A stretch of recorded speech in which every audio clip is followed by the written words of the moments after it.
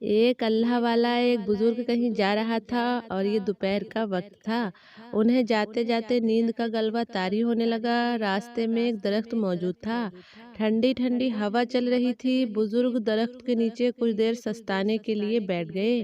جب آنکھ لگی تو خواب میں اسی درخت نے ان بزرگ سے مخاطب ہوتے ہوئے کہا کہ اے بابا، اگر آپ میرے جیسے بن جاتے تو کیا ہی بات ہو جاتی۔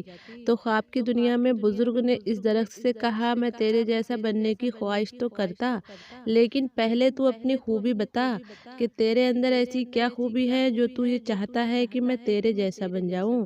درخت نے کہا، خوبی یہ ہے کہ کوئی مجھے پتھر مارے تو بھی میں اسے پھل دیتا ہوں، اس لیے تو میرے جیسا بننا اتنا آسان نہیں، کیونکہ انسان کو جب کوئی دکھ دیتا ہے تو انسان بھی اسے دکھ دینا چاہتا ہے، لیکن میری فطرت ایسی نہیں۔ یہ سن کر بزرگ بڑے حیران ہو گئے اور حیرانی کے عالم میں پوچھا، اے درخت، اگر تو اتنا ہی اچھا ہے تو مجھے یہ بتا کہ اللہ نے تجھے آگ کی غذا کیوں بنا دیا، یعنی تجھے آگ کیوں کھاتی ہے؟ تو پیارے مسلمان بھائیوں اور بہنوں، یہ معاملہ کیا ہے اور یہ بزرگ کون تھے اور ان کی درخت کے ساتھ کیا بات چیت ہوئی، یہ تمام تفصیلات ہم آپ کو ضرور بتائیں گے اور ساتھ ہی ساتھ یہ بھی بتائیں گے کہ اللہ پر بھروسہ کرنے والوں کے ساتھ کیا ہوتا ہے۔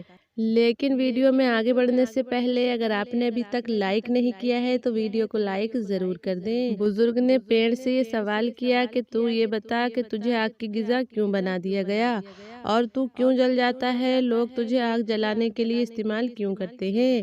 یہ سن کر درخت نے جواب دیا کہ اے بابا، میرے اندر خوبی کے ساتھ ساتھ ایک بہت بڑی خامی بھی ہے، جس خامی نے میری خوبیوں کو خراب کر رکھا ہے، اور اللہ کو میری یہ خامی اتنی ناپسند ہے کہ اللہ نے مجھے آگ کی غذا بنا دیا ہے۔ بزرگ نے سوال کیا کہ آخر ایسی کیا خامی ہے کہ اس نے تیری اتنی بڑی خوبی کو بھی مند کر دیا ہے؟ درخت نے کہا، بابا جی، وہ خامی یہ ہے کہ جدھر کی ہوا چلتی ہے میں ادھر کا رخ اختیار کر لیتا ہوں۔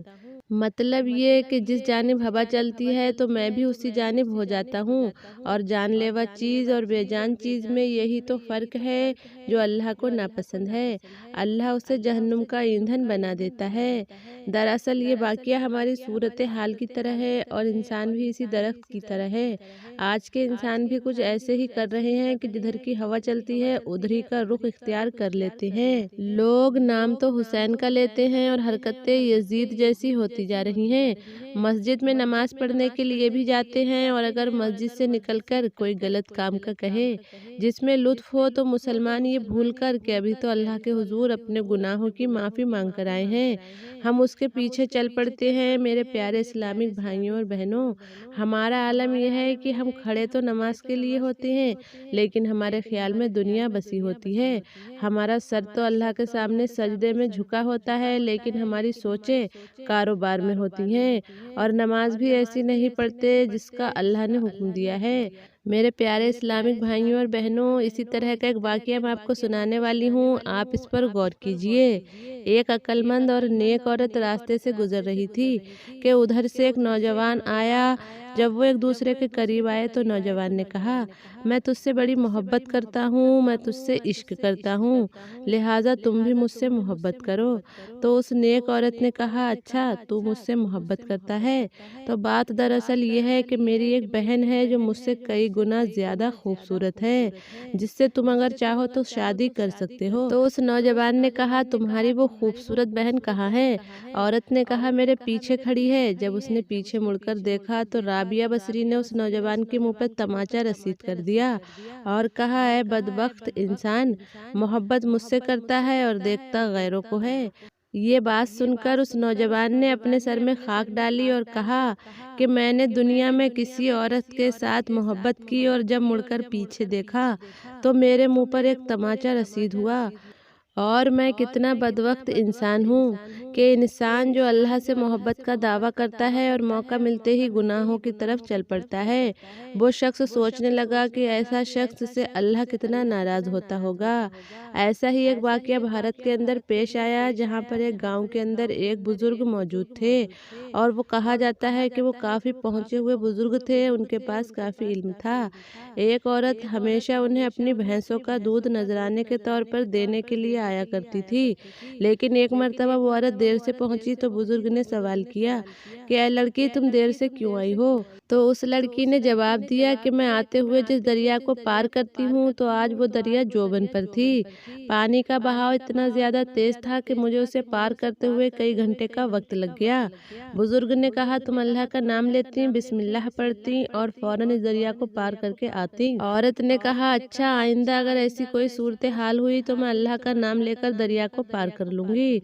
कुछ ही महीनों का वक्त गुजरा और फिर वही सूरत हाल पैदा हुई और उस औरत ने कहा कि बाबा जी, आपने तो वाकया मुझे ऐसा नुस्खा बता दिया कि जिससे मैंने फौरन दरिया को पार कर लिया।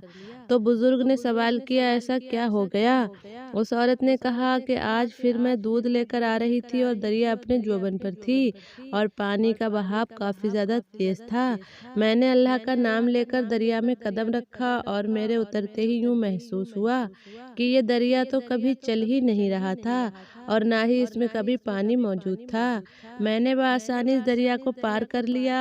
इस बात से बुजुर्ग इतने मुतासिर हुए कि उन्होंने इस खातून से कहा कि असल मुकाम और मर्तबे की हकदार तो तुम हो, कि तुम्हारा अल्लाह पर ईमान इतना पुख्ता है कि तुमने बगैर कुछ देखे, पानी के बहाव की फिक्र किए बगैर सिर्फ अल्लाह की मदद चाहिए और उस मदद पर इतना यकीन कर लिया कि तुम दरिया में उतर गई और जिंदा सलामत बचकर आ गई हो। जिसका ईमान इतना कामिल हो, दरअसल वली वही होता है। लिहाजा मैं किसी मुकामो मर्तबे का मालिक और किसी मुकामो मर्तबे के काबिल नहीं हूँ। दरअसल ये तमाम मुकाम तुम्हें मिलने चाहिए। तो मेरे प्यारे इस्लामिक भाइयों और बहनों, ये होता है अल्लाह पर मुकम्मल यकीन का आलम। और ये बात हमें याद रखनी है कि मुकम्मल यकीन के बगैर खुदा की मदद नहीं मिलती। अगर हम अल्लाह पर मुकम्मल यकीन रखकर कोई काम करेंगे तो वो हमारा खालिक हमारे लिए रास्ते खुद बना देगा। रब के इश्क और मार्फत इलाही में खालिस बनना बहुत अहम है। जब खालिस बन जाएं तो उस शख्स के लिए अल्लाह खुद फरमाएगा, मेरे बंदे, अगर तू मेरा जिक्र जमीन पर बैठकर करता है तो मैं तेरा जिक्र अर्श पर करूंगा। तू मेरा जिक्र गुनहगारों में बैठकर करता है, मैं तेरा जिक्र मासूम फरिश्तों में करूंगा। मेरे प्यारे इस्लामिक व्यूअर्स, जिधर की हवा चले उधर के मत हो जाइए, बस एक अल्लाह के बन जाइए। जब तक अल्लाह के रहोगे तो दुनिया में कामयाब रहोगे और आखिरत में भी कामयाबी हमारे मुकद्दर में लिख दी जाएगी। अगर हमारा उठना बैठना, जीना मरना, जागना सोना, खाना पीना, गर्ज के सांस लेना तक अगर इस्लाम के तावे हो जाए और हम अल्लाह के अहकामात को अपनी ज़िंदगी पर लाजिम कर लें और ज़िंदगी यूँ गुजारें कि जिस तरह से अल्लाह ने हुक्म दिया कि मेरे महबूब मोहम्मद मुस्तफ़ा सल्लल्लाहु ताला अलैहि वसल्लम के उसवाए हसना पर चलो, तो मेरे प्यारे इस्लामिक दोस्तों, दोनों जहानों में कामयाबी हमारा मुकद्दर ठहरेगी। तो उम्मीद करते हैं कि आज की ये वीडियो आपको ज़रूर पसंद आई होगी। कमेंट सेक्शन में अपनी कीमती राय का इजहार ज़रूर कीजिएगा और अगर अभी तक वीडियो को लाइक नहीं किया है तो वीडियो को लाइक और शेयर करना मत भूलिए। मिलते हैं एक और प्यारी सी वीडियो के साथ, तब तक के लिए अस्सलाम वालेकुम, अल्लाह हाफिज़।